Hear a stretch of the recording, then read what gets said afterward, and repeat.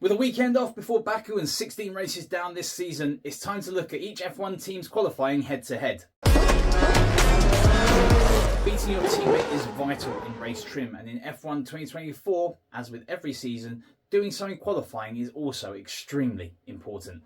Qualifying sets up any driver's race, and if a driver can show their quality when they are low on fuel and the pressure is over one lap, it can be a massive psychological boost within the garage as a crucial battle unfolds between teammates.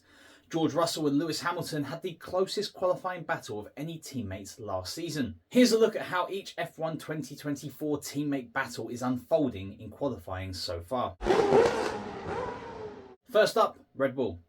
Max Verstappen dominates Sergio Perez with a 16-0 record in regular qualifying and a 3-0 record in sprint qualifying. This comes after a hugely one-sided 20-2 qualifying record in Verstappen's favour last season.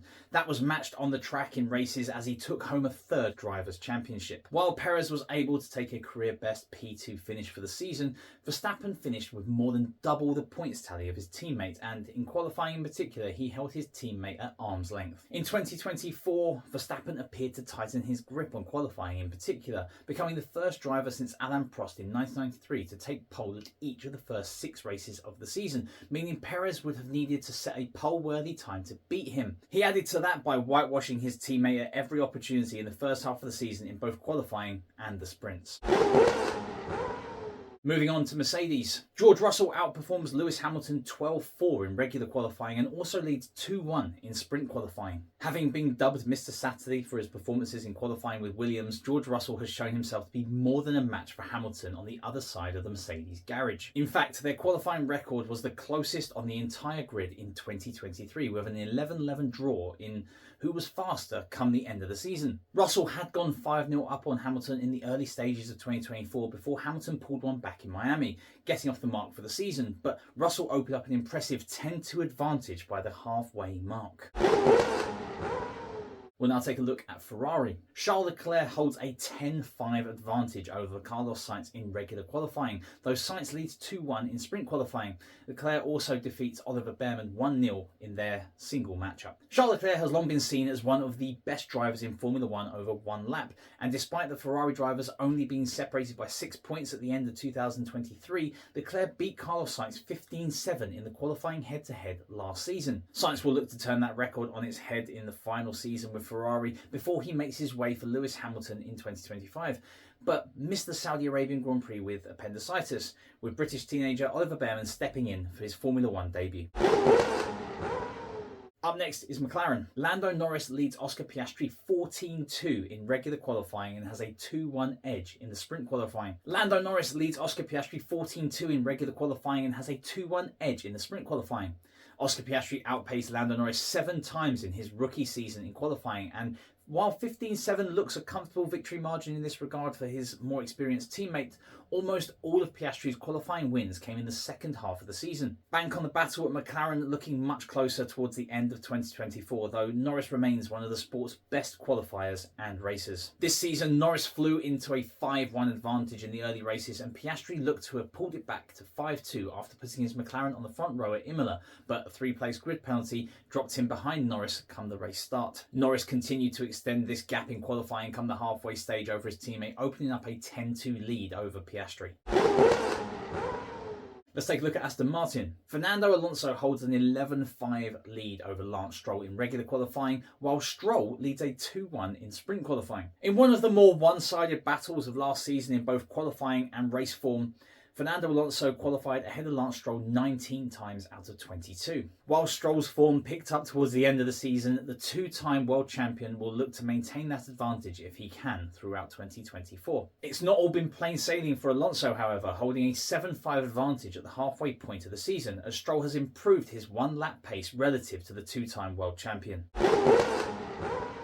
Up next is Alpine. Esteban Ocon out-qualifies Pierre Gasly 10-6 in regular sessions and has a 2-1 advantage in sprint qualifying. Pierre Gasly arrived at Alpine in 2023 and quickly seized the initiative by holding the upper hand in qualifying trim in particular, outperforming Esteban Ocon 14-8 last season. He also outscored his compatriot and long-time rival in the Drivers' Championship standings come season's end, with Alpine disappointed to fall down the order compared to their rivals. Ocon turned that on its head in the first half of this season, however, out-qualifying Gasly 8-4 come the halfway point, despite the confirmation that he will be leaving the team at the end of the season.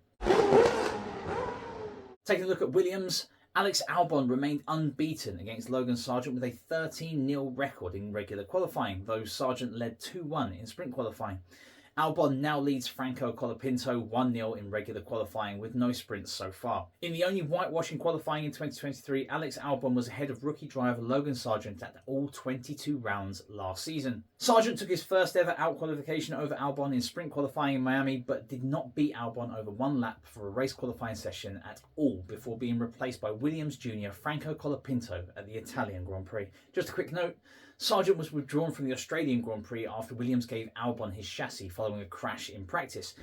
Albon was also disqualified from Dutch Grand Prix qualifying for a technical infringement, but Sargent did not take part in that session after a practice crash. Up next is RB. Yuki Tsunoda has the upper hand over Daniel Ricciardo, leading 10-6 in regular qualifying, though Ricciardo is ahead 2-1 in sprint qualifying. Yuki Tsunoda had 3 different teammates to try and outrace and outqualify last season in the form of Nick De Vries, Liam Lawson and Daniel Ricciardo, with the Honey Badger signed for the full season for 2024. In their first full season battle, it's Tsunoda who holds a clear edge in traditional qualifying. However, Ricciardo has got the slight upper hand in sprint qualifying. Sauber. Valtteri Bottas dominates Zhou Guanyu with a 15-1 record in regular qualifying and a 2-1 lead in sprint qualifying. After their rebranding from Alfa Romeo and back to Sauber, Valtteri Bottas will look to maintain the upper hand over Zhou Guanyu in qualifying for a 3rd consecutive season. Having beaten Zhou comfortably last season, Bottas has held a reputation as a strong qualifier throughout his time in Formula 1, but a positive head-to-head against the Finn would be a feather in Zhou's cap come season's end. Bottas started the season in flying form over one lap 2, taking an almighty lead against Zhou, who finally stopped the rot at Silverstone. Last up is Haas. Nico Hülkenberg outqualifies Kevin Magnussen 13-3 in regular sessions, while Magnussen holds a 2-1 in sprint qualifying. While race pace and tyre degradation proved a big problem for Haas in 2023, what they were able to do over one lap, especially in the hands of Nico Hülkenberg, was vastly different. The German beat K-Mag 15-7 in this head-to-head last time round, but could that gap be bigger this season? So this year, Verstappen, Russell, Leclerc, Norris, Alonso, Ocon, Albon, Tsunoda, Bottas and Hülkenberg have the beating of their teammates. All of these drivers have a seat confirmed for 2025 except Bottas. Will this record be enough to keep him in F1? Can any of the other drivers turn around their deficits? Will the teammates be more evenly matched next season? As always, let me know in the comments. Remember to like, comment, share and subscribe. Keep the pedal to the metal, and I'll catch you in the next video.